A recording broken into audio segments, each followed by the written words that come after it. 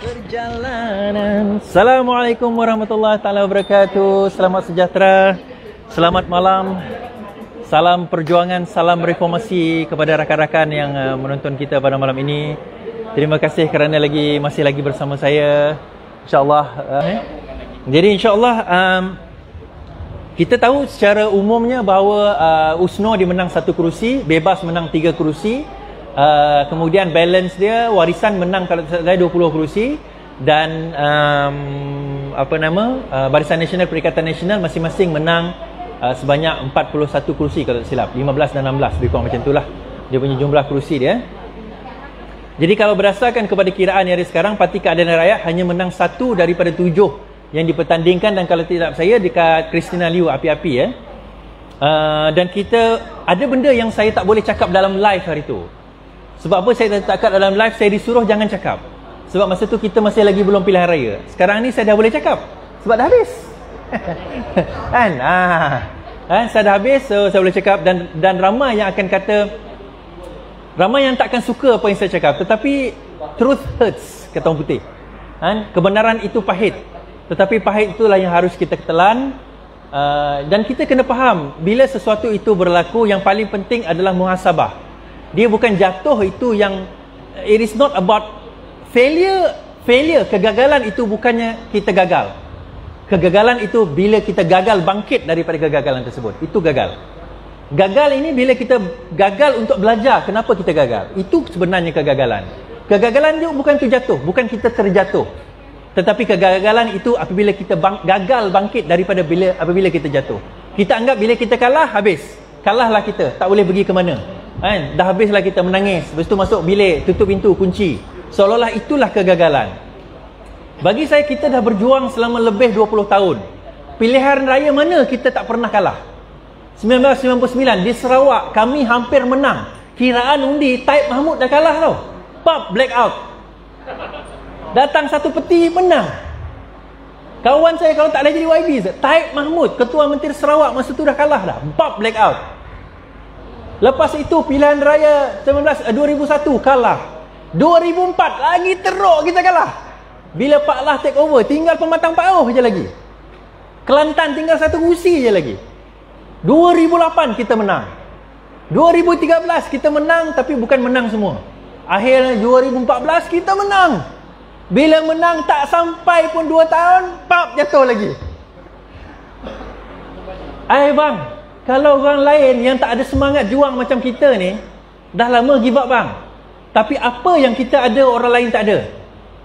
Apa yang kita ada orang lain tak ada? Yang kita ada yang orang lain tak ada adalah harapan. Kita ada satu harapan yang mana Datuk Seri Anwar Ibrahim bagi kepada kita dalam bentuk satu pandangan jauh bahawa kita akan mencapai reformasi, kita akan mencapai islah yang kita nak, kebaikan yang kita nak bawa, dan insya-Allah kalau kita istiqamah dalam perjalanan tersebut, kita akan capai. Kita bukan macam PAS. Ni bantai PAS pula. Istiqamah PAS, dia sebut istiqamah tu. Tapi bila sampai di pintu Putrajaya, di mana kuncinya dia bukan menang daripada kemenangan pilihan raya yang totok, dia ambil. Dia seronok, dia ambil, dia buka pintu. Itulah kemenangan bagi dia. Bagi dia itu dah kemenangan. Tetapi bagi kita itu bukan kemenangan. Sebab saya cerita sebelum ini, apabila kita bercakap soal pilihan raya, politik, tidak ada istilah kalah menang. Ya, kita ada menang kalah dalam pilihan raya, dia jadi kerajaan. Tapi 5 tahun je. Dia bukan kerajaan selama-lamanya. Istilah yang saya nak bawa adalah infinite game. Permainan yang berterusan. Siapa paling tahan nafas? Nafas panjang. Nafas siapa paling panjang? Kalau kita tengok parti yang pergi dan datang, yang datang dan pergi, mana dia semangat 46? Mana dia dekat Sarawak dulu Permas? Mana dia parti berjasa? Mana dia parti-parti kecil yang dulu, yang muncul, mungkin dulu besar, sekarang tak ada. Persoalannya siapa dapat bertahan nafas paling panjang. Sebab itu saya cakap hari itu sebelum ni dalam live saya kata, warisan, dia ada mempunyai satu aset yang sangat besar di Sabah. Apakah aset yang warisan ada? Parti Keadilan Rakyat, PKR. Apakah PKR ini aset bagi warisan? Ya. kalau dia tahu menggunakan aset tersebut. Tetapi sebaliknya, yang ini perkataan ini yang orang bagi tahu saya jangan sebut. Pimpinan atasan kata jangan sebut. Sekarang saya sebut. Perkataan saya guna adalah sombong. Ini orang warisan ramai maki saya lepas ni. Sombong. Jangan marah saya kalau saya kritik. Sombong. Apa sombongnya? Kita minta 14 kursi, bukan 41 kursi, tuan-tuan. Daripada 73, mula-mula 60, tambah 13 jadi 73. Masa 60 kita bertanding 7. Masa 73 kenapa kita bertanding 7 juga? Kita bukan parti yang macam warisan baru 2 tahun ditubuhkan. Kita dah berada di Sabah, bertapak di Sabah sejak 1999. Keahlian di Sabah 170,000. Kedua paling ramai di Malaysia selepas Selangor. Bila saya sebut perkataan itu, maksudnya apa? Maknanya, daripada dasarnya, kekuatan Parti Keadilan Rakyat adalah grassroots. And politics and election is all about numbers. It's all about numbers. How you can translatekan benda yang voting tu kepada numbers. Dia siapa-siapa, kalau dua parti bertanding, dia 50% campur 1. Dialah yang menang. So kalau sekiranya, saya bagi satu contoh satu tempat, saya tak nak sebut nama tempat tersebut. Dia bertanding, dicalonkan. Parti dia satu-satunya parti yang bertanding di tempat itu. Satu-satunya parti yang bertanding di tempat itu. Kemudian dia boleh jumpa dengan grassroots cabang tersebut, parti dia parti lain. Lepas tu dia kata boleh tak tolong dia nak bertanding. Tuan-tuan dan puan-puan, saya nak bagi tahu, bukan tak boleh nak menolong. Tapi kalau nak masuk pilihan raya, dua perkara paling asas you kena ada. Pertama duit, kedua jentera. Pertama money, kedua your machinery. Kalau tak ada dua ni, tak payah bermimpi pun nak jadi calon. Hanya kerana aku kenal dengan Mat Sabu, aku kenal dengan Syafiq Abdal, aku kenal dengan Lim Guan Eng, aku kenal dengan Anwar Ibrahim, itu bukan jaminan anda boleh menang di kawasan tersebut. Ini bukan PRU 14. Masa PRU 14 dulu, saya boleh katalah letak tunggul kayu pun kita boleh menang. Sebab rakyat tu masa tu rakyat marah. GST rakyat marah, 1MDB rakyat marah. Masa tu ada Rafizi Ramli yang mewar-warkan kepada kita tentang skandal-skandal ini. Sekarang, siapakah orang semisal Rafizi Ramli yang boleh bercakap tentang itu? Bukan Iswardi Morni. Bukan Iswardi Morni. Sebab saya nak beritahu bahawa aset yang warisan ada di Sabah tak digunakan sebaiknya untuk menghadapi pilihan raya. Kita bukan minta 41 kursi, kita minta 14 kursi. 7 kursi yang dibagi kepada kita tu, 5 kita tahu tak boleh menang. Memanglah kalau tambah dengan 7 tu memang tak boleh menang lagi.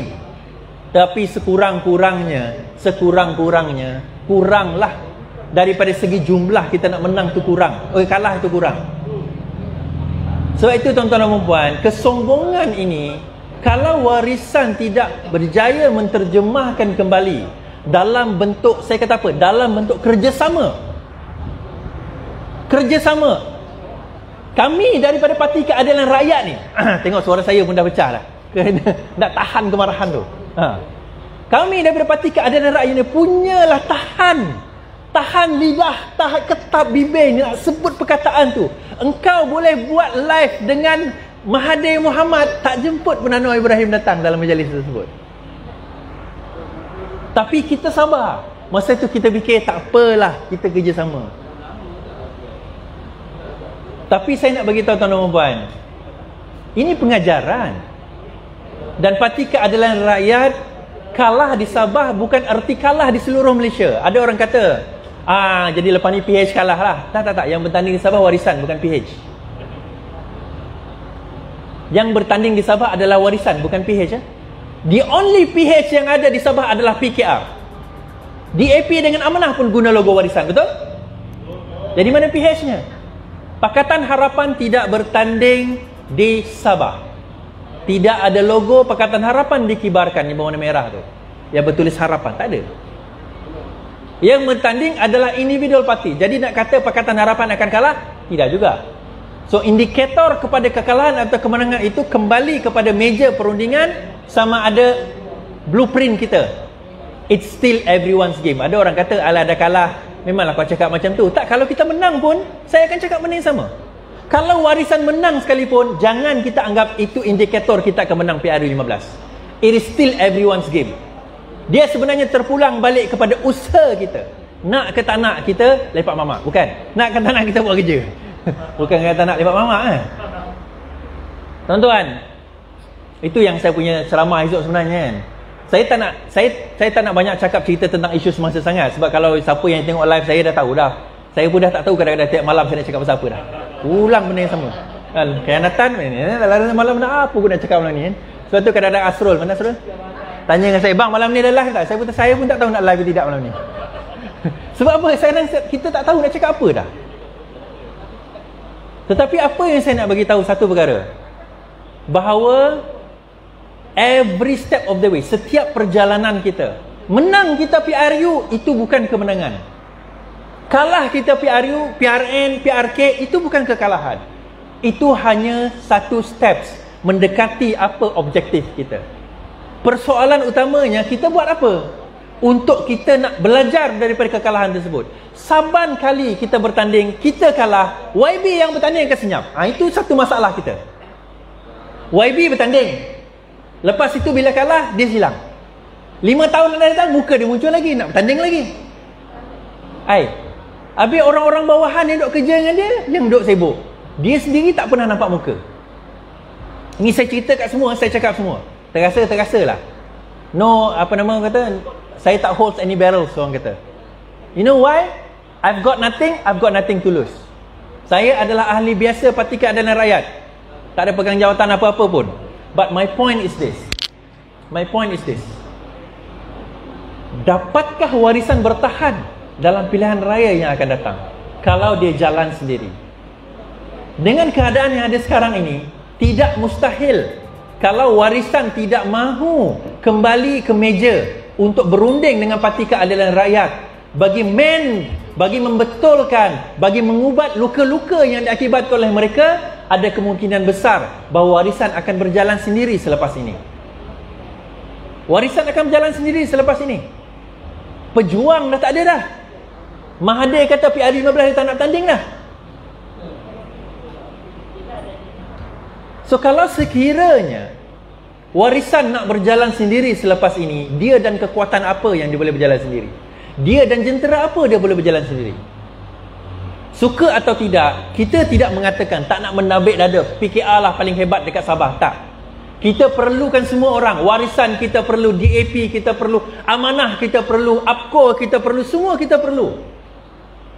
Namun begitu, apabila ada satu parti mendabik dada, dia boleh menang semua kerusi, dalam keadaan kita mempersoalkan. Menanglah. Kau menanglah.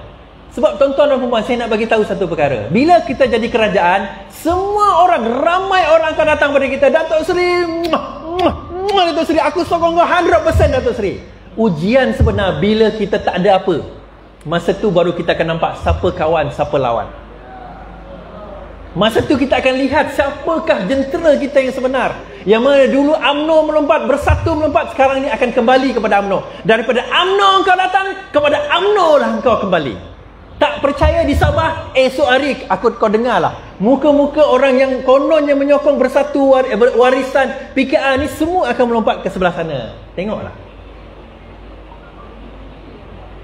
Sebab itu saya kata kekuatan kita sebenarnya, kekuatan kita yang ada depan. Saya pusingkan kamera saya. Ni tak ramai sebab ni bukan ceramah. Dia orang ni datang saja nak dengar saya buat live. Saya nak suruh dia orang balik sebenarnya, tapi dia orang tak nak balik. Dia ceramahnya esok. Live saya malam ni.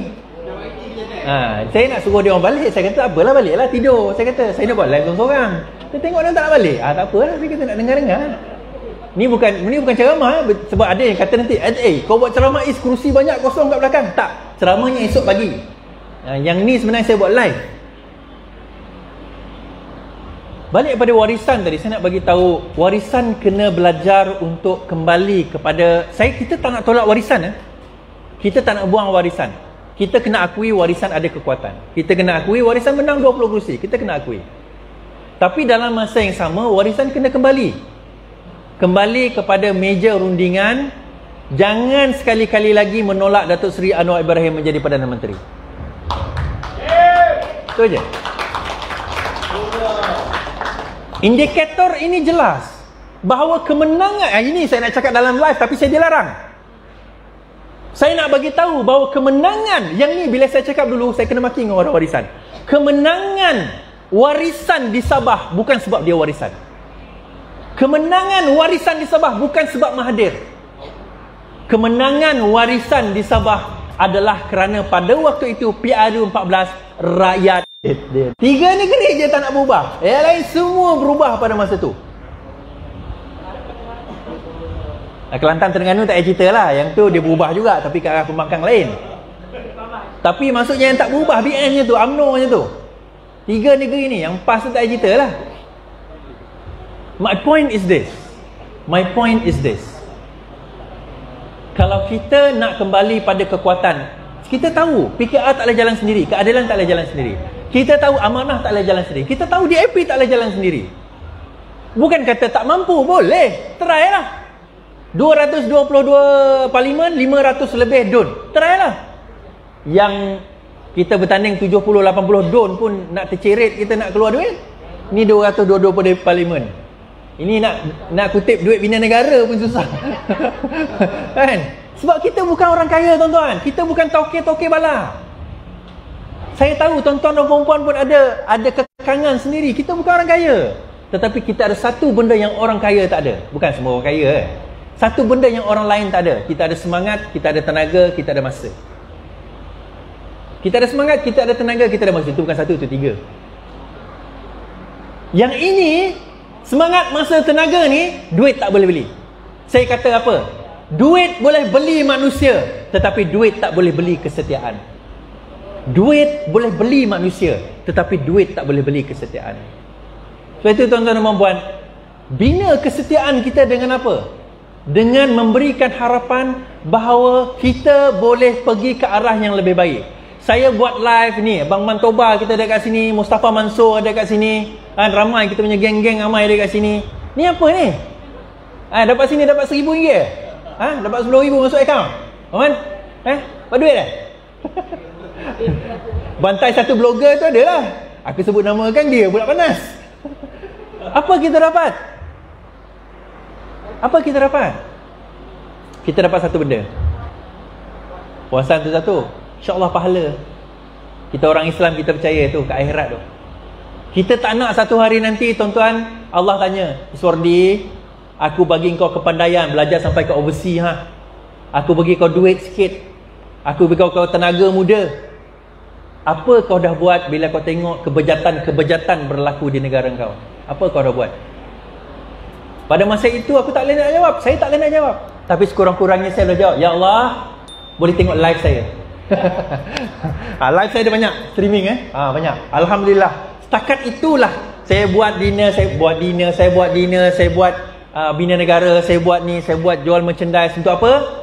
Kita nak pastikan tuan-tuan dan puan, kemenangan ini kita nak, bukan kemenangan sebenarnya, kita nak pastikan rakyat berubah. Saya tak salahkan rakyat negeri Sabah, jangan salah faham. Saya tak salahkan rakyat negeri Sabah, mereka memilih, itu hak masing-masing. Namun apabila sesuatu pihak itu berasa bahawa kemenangan itu disebabkan oleh dia, maka hari ini Tuhan telah mengajar bahawa saat dia memberi, saat itu juga dia boleh mengambil. Poinnya apa? Kerjasamalah dengan rakan-rakan yang kita ada. Kerjasama. So, ada satu konspirasi mengatakan, ada kemungkinan tak BN akan bekerjasama dengan warisan? Saya kata not impossible. Maksud not impossible, double negatif ni maksudnya apa? Tidak mustahil. Maksudnya possible lah. Not impossible maksudnya possible lah. Dan melihat kepada dinamika, the fluidity of Sabah, kita akan nampak bahawa kebarangkalian itu ada. Untuk Barisan Nasional UMNO dan UMNO mengajar bersatu bahawa jangan, don't mess around dengan UMNO. UMNO sekarang ni menang banyak kerusi tau. Berkemungkinan besar ketua menteri dia adalah Bong Mokhtar. Saya nak sebut perkataan pun tak boleh, nanti kena censored. Kan? Tapi apa saya nak beritahu tuan-tuan dan puan, InsyaAllah dalam perjuangan kita jangan pernah putus asa. Jangan pernah putus asa. Selepas ini saya nak bagi tahu satu perkara. Saya desak, kami mendesak supaya MPN Sabah dirombak. MPN Sabah dirombak, dilihat kembali, dinilai kenapa kita bertanding di 7 dan gagal mendapatkan 14 kerusi. Kenapa kita nak settle down dengan 7 sahaja sedangkan kita sudah announce 14 kerusi? Kenapa? Apakah kita tidak mampu daripada segi jentera, wang, kedudukan? Sedangkan PRU ke-13 kita bertanding di 43 kerusi. Saya tahu bahawa jentera sudah pergi on the ground. Kita dah buat kekuatan kita. Persoalannya kenapa tak mampu? So itu tuan-tuan dan puan, kembalilah kepada meja rundingan. Dan saya nak bagi tahu Tuan Presiden kita, terima kasih Tuan Presiden kerana cuba memperjuangkan sehingga ke masa yang terakhir untuk mendapat keadilan dalam pilihan raya kali ini. Namun begitu kita didinaikan. Dan alhamdulillah, ini bukannya kekalahan, tetapi kadang-kadang dia sebagai tazkirah. Innaha hadhihi tazkirah. Ini adalah satu tazkirah. Sesungguhnya ini tazkirah, peringatan kepada kita. Peringatannya berapa? Jangan sekali-kali kita sombong. Tadi saya ikut kuliah Pak Mus. Dia baca surah Anas, Idza jaa nasrullahi wal fath. Apabila telah datang kemenangan. Idza jaa nasrullahi wal fath sayaquluna fi dinillahi afwaja. Bila datang kemenangan, kalau kita menang, kita selalu buat apa? Kita selalu kata hip hip hooray, ya hebat, kita berjaya, kita kuat, akulah yang menyebabkan kemenangan. Tapi Allah cakap apa dalam Al-Quran? Dia kata jangan cakap macam tu. Sepatutnya bila menang, kita kenapa? Fasabbih bihamdi rabbika wastaghfir. Bertasbih, bertahmid. Lepas tu kalau kita baca sirah, dikatakan bila Nabi masuk ke dalam Mekah, pada waktu itu sahabat dan Nabi tunduknya kepala sehingga boleh kena ke pelana unta tu. Sebab apa dia tunduk? Dia kata, ya Allah, aku ni menang bukan sebab aku. Dia tak nak ada timbul rasa riak, rasa sombong tu dalam jiwa dia. Bagi siapa yang baru menonton, ini bukan ceramah PAS. Ingat kita orang keadilan tak reti nak buat ceramah agama ke? Reti juga. Dia bacalah juga kitab-kitab tafsir Ibnu Katsir, Qurtubi, dan sewaktu dengannya. Bila kesombongan itu ada dalam jiwa kita, maka jangan pernah pelik bila Tuhan tarik nikmat itu daripada kita. Tuan-tuan dan puan, insya-Allah, jangan takut, jangan kecewa, jangan pernah rasa gusar. Kerana apa? Yang penting dalam perjuangan kita, saya akhiri dengan ayat, lawan, tetap lawan. Assalamualaikum warahmatullahi wabarakatuh.